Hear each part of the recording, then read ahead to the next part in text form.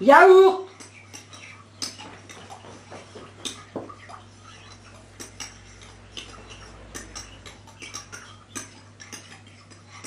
Miel.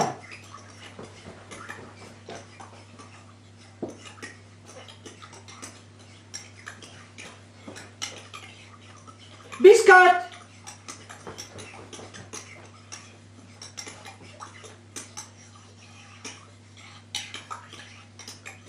Nénette, c'est pas ce que tu crois. Du vent, de l'air. Ingrat. Vilain valet velu. Démon, démon de mère en fils. Aucune éducation ne peut l'améliorer. Tous mes efforts, toute ma bienveillance, perdue, perdue, bien perdue. Avec l'âge, son corps grandit en laideur et son esprit en perversité. C'est ça le texte qu'il voulait lire. J'ai ce qu'il faut pour satisfaire le désir qui passe devant moi. Débauché! Mais Nénette! Janine! Madame? Janine, je peux venir? Ici, c'est une maison honnête, madame. Je peux t'expliquer? Elle va t'expliquer! Bah au moins, viens chez moi. Vas-y, Nénette! Viens, Nénette. Allez, Nénette! Rien qu'une minute alors. Parce que j'ai bon cœur.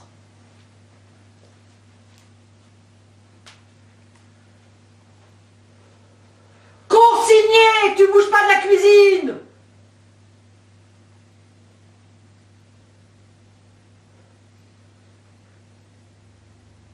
Ça va? Vous êtes bien amusé?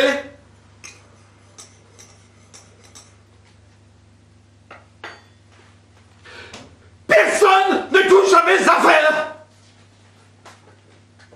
Ça, c'est à moi. Et ça!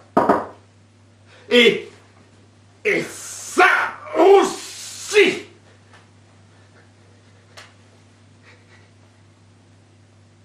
Et ça, c'est à moi aussi!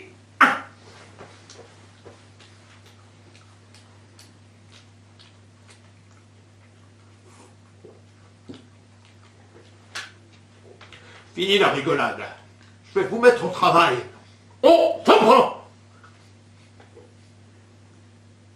Donc, Pierre Lartomin disait que les textes de théâtre sont des compromis et que les auteurs tortillent du cul avec de la fausse spontanéité pour compenser leurs envolées littéraires. Eh bien, paix à son âme et ces histoires d'interdits sur les mots d'auteur, sur la poésie trop tirée par les cheveux ou sur les phrases compliquées. Dans tes rêves, Pierrot! Si vous n'étiez pas une bande de blousons noirs, vous sauriez par cœur des vers tirés du Cid. Des vers comme je suis jeune, il est vrai, mais aux âmes bien nées, la valeur n'attend pas le nombre des années. Si c'est pas un mot d'auteur, je veux bien qu'on vous étrangle avec le fil de vos Walkman. Les mots d'auteur, c'était à la mode, en douille, du temps de Corneille, du temps de Hugo, du temps de Guécry. Compris, les minicums. Pour la poésie et les phrases compliquées, ça peut se discuter. Vu de loin, on pourrait même croire que Lartomin a raison. Et il donne Jean Giraudoux comme l'exemple à ne pas suivre parce qu'il est trop précieux, trop chichiteux, toujours à la limite d'oublier le théâtre pour faire de la littérature. Giraudoux, c'est pas un milieu de terrain, c'est un auteur de la Seconde Guerre mondiale. La guerre, vous savez, ce truc qui vous aurait appris à vivre. Eh bien, à l'époque de Giraudoux, une partie du public lui reprochait justement de faire des tartines trop longues et trop compliquées. Bref, de faire de la littérature, pas du théâtre. Zadine! Non, c'est pas le moment. Pour l'instant, c'est calme. Le calme avant la tempête. Qu'est-ce que va prendre la pin-up? Je vous en lis qu'un petit bout, parce que Giraudoux, ça m'énerve. Ça ruisselle de phrases compliquées, ça dégouline de poésie, ça débagoule des mots d'auteur. C'est dans Et lettres. On vient de demander au tyran égiste s'il croit aux dieux. Autant demander à un requin s'il aime les chrysanthèmes. Égiste. Je crois aux dieux. Ou plutôt, je crois que je crois aux dieux. Mais je crois en eux, non pas comme en de grandes attentions et de grandes surveillances, mais comme en de grandes distractions. Entre les espaces et les durées, toujours en flirt, entre les gravitations et les vides, toujours en lutte, il est de grandes indifférences. Qui sont les dieux?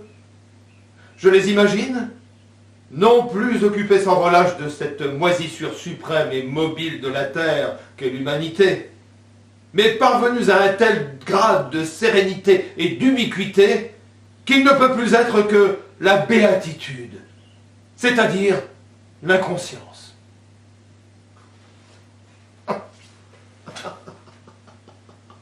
Ah, même pour des gens normaux, c'est du charabia, alors je vous dis pas pour vous. C'est plein de phrases entortillées comme des... non pas comme, mais... non plus occupées, mais... Et pour ce qui est des écœurantes comparaisons poétiques, je préfère ne pas en parler. Sauf une qui est aussi un mot d'auteur et qui me plaît bien. Cette moisissure suprême et mobile de la terre qu'est l'humanité.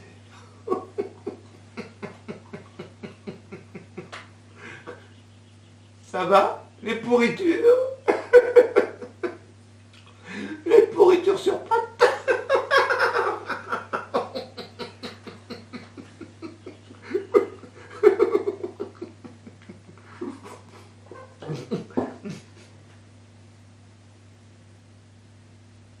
C'est quand même bizarre, ce silence. Bougez pas. Je vais aller jeter un coup d'œil. Consigné! Tu quittes pas cette cuisine! On reprend ta dandouille. L'Artoma croyait que Giraudoux était seulement l'exception qui confirme la règle, une sorte de point limite à ne pas dépasser. Manque de peau. Du côté de 1980, pile au moment où l'Artoma a publié son livre, beaucoup d'auteurs de théâtre se sont mis à péter les plombs, exploser le compromis, pulvériser la limite interdite, complètement parti, les scribouillards. Ça, c'est le début de Dans la solitude des champs de coton de Coltès, 1986. En ce temps-là, les gens commençaient déjà à avoir le cerveau bien grillé, et ça s'est pas arrangé depuis votre naissance. C'est un dealer qui s'approche d'un client. Un dealer. Tout d'un coup, ça vous parle, pas vrai? Sauf que le dealer, justement, il parle pas comme vous à votre pot de chambre. Le gars, il fait de la poésie. De la poésie. Et un peu compliqué. Atomisé, Pierrot et son compromis. Saline, au pied. Non, non, ma chérie. Reste avec ta petite camarade.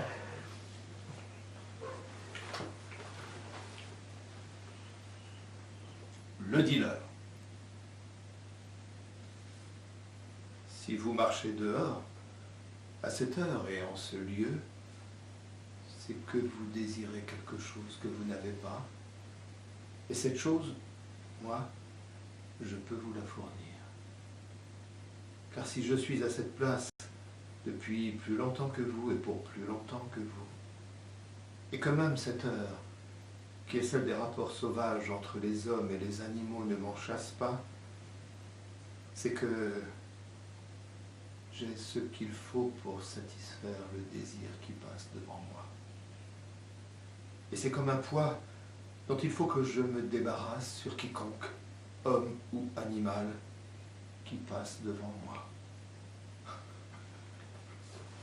C'est pas comme ça que vous causez, pas vrai? Quand vous dealez en bas de votre barre d'immeuble. Cette fripouille parle comme dans un livre. Pas le moindre effort pour imiter la conversation spontanée.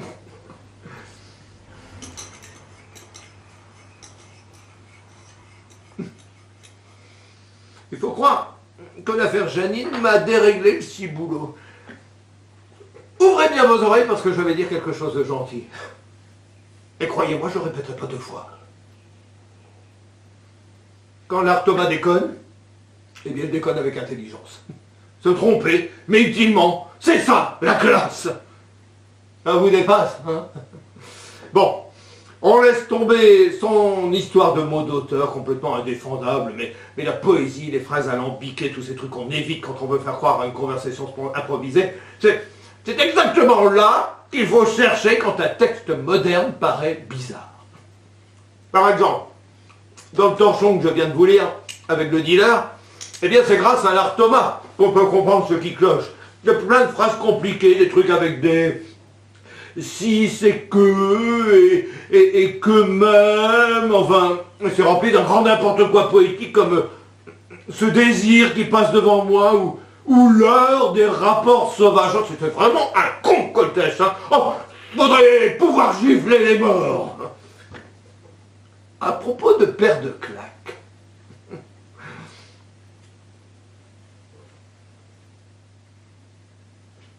toujours rien. La paix, enfin. Fini les emmerdeuses. On va pouvoir fêter ça, mais je sens que je suis capable de vous parler pendant des heures. J'arrive, ma petite Janine.